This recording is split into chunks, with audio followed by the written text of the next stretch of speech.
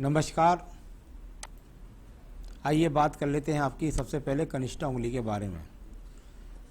कनिष्ठा उंगली बहुत बेहतरीन ज्ञान की उंगली आपके पास है।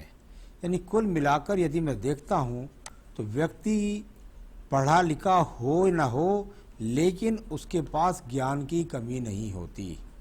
ज्ञान पूरा, बुद्धि पूरी, अपने आप में ऐसा भी नहीं है कि कुल मिलाकर कोई व्यवहार से खराब है, ऐसा भी नहीं दिखाई पड़ता। हाँ, बहुत ज़्यादा एनर्जिक रेखा यहाँ पर नहीं है, यानी कि एक जगह टिकने वाली जो रेखाएं होती है वो नहीं है, लेकिन कुल मिलाकर अच्छी याददाश्त बुढ़ापे तक भी आपके पास रहने वाली है। यहाँ बात करता हूँ मैं आपकी सूर्य की उंगली के बारे में।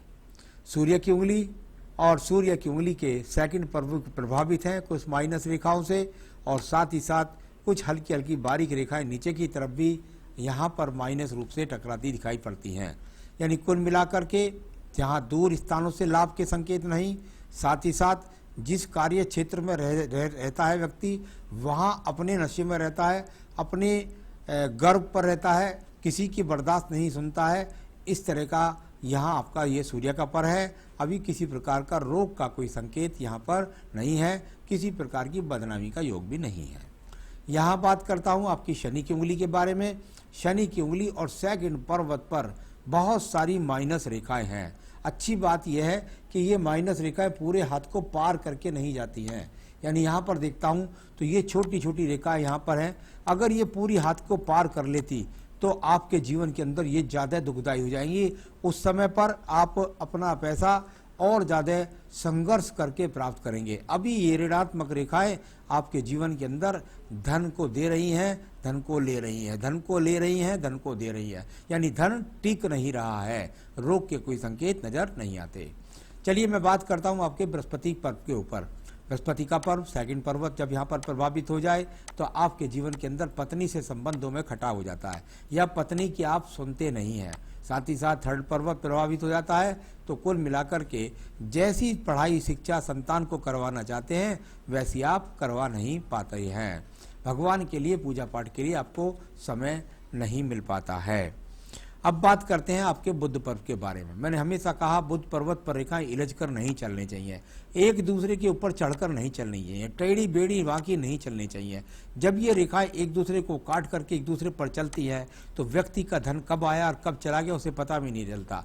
कुल मिलाकर धन के लिए उसका संघर्ष बहुत बना रहता है। बुध पर्वत बुद्धि का कारक भी होता है, यानी कि कहीं ना कहीं अपनी बुद्धि के द्वारा आप सही निर्णय ना लेकर ले जाने के कारण, या अतिशयोक्ति का बोलने के कारण, या किसी भी कारण से आप वहाँ एक जगह स्थिर नौकरी पर भी नहीं रह पा सकते हैं। यहाँ बात करता हूँ सूर्य का पर्वत को। सूर्य का पर्वत देखने में दिखाई देता है कि बिल्कुल अच्छी खासी रेखाएं हैं, आपके जीवन के अंदर नौकरी दिला सकती हैं आपको, और यदि प्रयास करता व्यक्ति युवा अवस्था में तो राज्य सरकार तक की नौकरी दिला देते। साथ ही साथ ये रेखाएं जब लंबी हो जाएं तो राजनीतिक क्षेत्र के लोग जानते हैं और स्वयं व्यक्ति दूर दूर प्रांतों से जुड़ता भी है। तो कुल मिलाकर के यहाँ पर चलायमान रेखाएं आपके जीवन के अंदर आपको काफ़ी दौड़ाएंगी, भगाएंगी। अब बात करता हूँ आपके पर्वत की, जिसका नाम है भाग्य का पर्व। भाग्य का पर्व और ये रेखाएं, चलो अच्छा हुआ यहाँ पर मिल गई। कुल मिलाकर ये वो रेखाएं हैं जिसके अगर ये रेखा ना होती तो आपके जीवन के अंदर आपको एक नौकरी छोड़ के दूसरी नौकरी नहीं मिलती, एक व्यापार के बाद दूसरे व्यापार के लिए पैसे नहीं होते। यहाँ कुल मिलाकर कहीं ना कहीं से कोई आदमी आपकी हेल्प कर देता है और आपका चूल्हा जलता रहता है, आपका काम चलता रहता है। आइए बात करते हैं बृहस्पति पर्व के बारे में। बृहस्पति का पर्व, और यहाँ पर किसी भी प्रकार का कोई अभी ब्रैकेट्स बनता नजर नहीं आता, कोई चतुर्भुज नहीं दिखाई देता, कोई तरबूज नहीं दिखाई देता, किसी भी प्रकार का कोई बड़ा एक्स ऊपर की तरफ नहीं दिखाई पड़ता। ये वो रेखाएं हैं जो सिर्फ और सिर्फ धन के प्रति आकर्षण बढ़ाती हैं, और वो बाएं बाएं चली जाती हैं रेखाएं तो व्यक्ति का प्रयास भी बाहर चला जाता है। अब बात करते हैं आपकी हृदय रेखा की। पूरी की पूरी हृदय रेखा शुरू से आखिर तक काफ़ी सारी रेखाओं से कटी हुई है। यानी ऊपर नीचे इसमें यव के चिन्ह लगे हुए हैं, क्रॉस के चिन्ह लगे हुए हैं। ये सब चीज़ें जब व्यक्ति के जीवन के अंदर हो जाती हैं तो व्यक्ति अपने जीवन के अंदर मन से अशांत रहता है। यहाँ पर मन से अशांत रहने वाली बहुत सारी रेखाएं हैं। इस प्रकार का जो व्यक्ति है उसका कभी कभी पेट भी ज़्यादा खराब रहता है। अब बात करता हूं मैं आपके निम्न मंगल पर्व के बारे में। निम्न मंगल पर्व हमेशा अच्छा होना चाहिए। यदि एक पर्व अच्छा नहीं होता या एक दूसरे पर रेखाएं चढ़ करके इस तरह से बन जाती हैं तो आपके जीवन के अंदर आपका मकान नहीं बनने देती। कुल मिलाकर के व्यक्ति बहुत प्रयास करे, बहुत मेहनत करे, इसमें मेहनत में कोई कसर नहीं है, लेकिन पूरे मंगल पर्व पर एक दूसरे को काटने वाली रेखाएं, इलझ कर चलने वाली रेखाएं यहाँ पर हैं। संघर्ष बहुत कर रहे हैं, मेहनत बहुत कर रहे हैं, लेकिन मेहनत का फल शून्य है। मकान बनाने चले तो मकान का फल शून्य है। कुल मिलाकर के ये रेखाएं मेहनत से फल नहीं देती। अब बात करता हूँ मैं आपके जीवन में आपकी बुद्धि रेखा का उदय। अगर आप अपनी बुद्धि रेखा को देखेंगे तो बुद्धि रेखा का उदय यहाँ से हो रहा है लगभग 35 वर्ष से।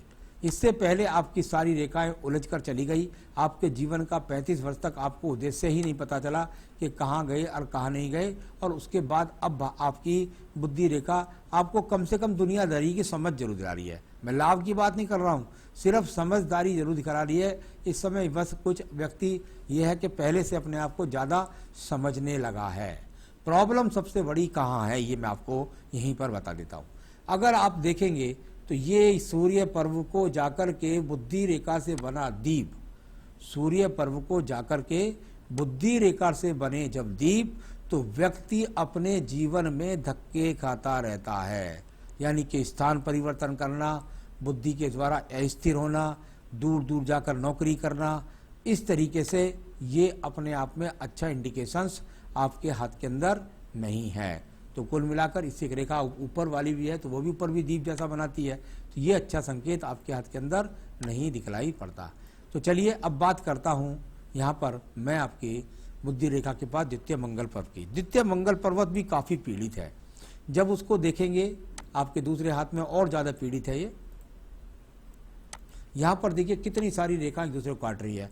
व्यक्ति जिस कार्य क्षेत्र में रहे वहाँ किसी से लड़ बैठे, कोर्ट कचहरी से सावधान रहना होगा, मुकदमों से सावधान रहना होगा, पत्नी से झगड़े करके तलाक ना हो जाए, इस चीज़ों से ध्यान देना होगा।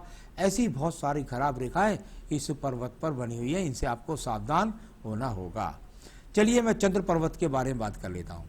अगर बुध पर्वत का इन्वॉल्वमेंट व्यक्ति के जीवन में होता है तो जहाँ चंद्र पर्वत का भी इन्वॉल्वमेंट होता है। ऐसा चंद्र पर्वत जब खराब हो जाता है तो मैंने देखा है लोगों का अमावस के दिन जन्म हो जाता है और कुल मिलाकर के उनके जीवन के अंदर बहुत ज़्यादा अंधकार रहता है, बहुत संघर्ष रहता है, बहुत पीड़ित रेखाएं, बहुत टेंशन रेखाएं पूरे हाथ के अंदर भरी हुई हैं।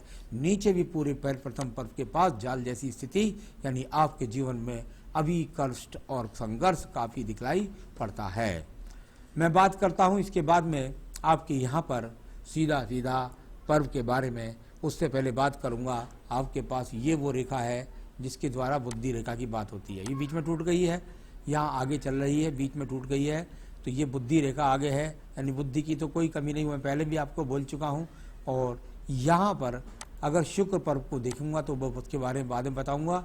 ये रेखा जाकर के यहाँ पर पैतृक संपत्ति व्यक्ति को थोड़ा सा दिला सकती है। तो कुल मिलाकर के पत्नी से भी सहयोग की रेखा यहाँ से निकली।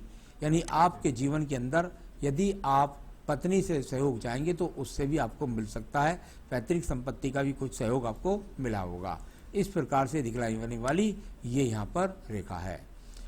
अब इसमें परेशानी क्या है, यहाँ से भी देखेंगे तो आपको एक दीप की स्थिति में एक रेखा बन जाएगी। ये रेखा यहाँ पर भी बन गई, यानी कि अच्छे संसाधन, अच्छी आपके जीवन के अंदर संसाधनों को पर ग्रहण लग गया, क्योंकि शुक्र पर्वत पर आकर निकल कर के रेखा ने भी यहाँ पर भाग्य रेखा पर दीप बना दिया। तो ये इस तरह की स्थिति हुई। तो यहाँ पर भाग्य रेखा है, लेकिन इसको भी एक बहुत बड़े दीप ने यहाँ पर प्रभावित कर दिया इस जगह से निकल करके। तो ये इतना बड़ा दीप भाग्य रेखा पर बन जाए तो व्यक्ति के जीवन के अंदर बहुत सारी चीज़ों को अपने जीवन के अंदर आपको संघर्ष करा देगा। तो यहाँ पर वो दीप बहुत ज़्यादा प्रभावित करेगा आपके जीवन में, जिसकी वजह से, क्योंकि ये लगभग अगर ख़त्म हो रहा है तो मेरे ख्याल से ये लगभग आपको संघर्ष कराएगा अभी काफ़ी समय तक, बहुत आगे तक नहीं, लेकिन आने वाले समय में भी संघर्ष है। यहाँ पर आपने मछली के बना दी है, देखिए ये बिल्कुल भी मछली नहीं है। यहाँ पर ये स्वतंत्र मछली जब होती है, जब उसका लाभ होता है। अगर इस तरह की मछली बनाने लगा तो मैं आपके हाथ के अंदर 10 मछली बना दूंगा आपको खुश करने के लिए। मुझे जैसा हाथ दिखाई देता है मैं वैसा ही बोलता हूँ।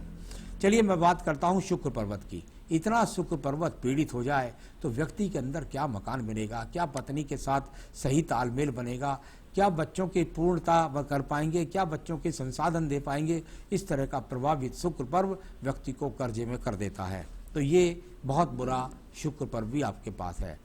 आयु रेखा की बात करूंगा तो आयु रेखा की मुझे कोई चिंता नहीं है, वो तो लगभग 76-77 वर्ष की आपके पास आयु रेखा है, तो आयु रेखा की दिक्कत कुछ नहीं है, आयु रेखा तो ठीक है।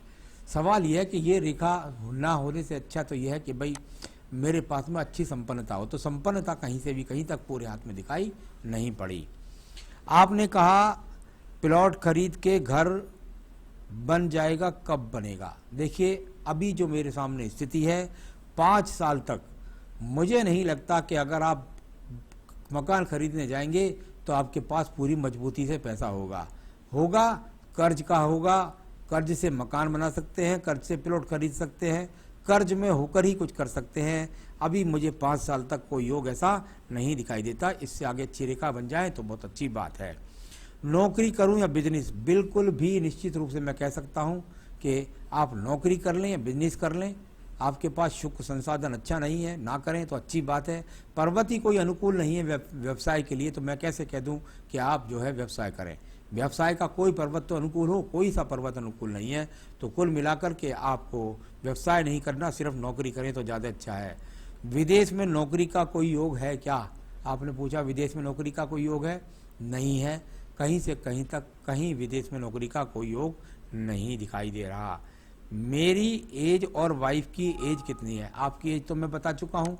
अगर मैं वाइफ की एज को दिखाई देता हूँ तो कुल मिलाकर कह सकता हूँ कि 1-2 साल आपसे आगे नहीं पीछे।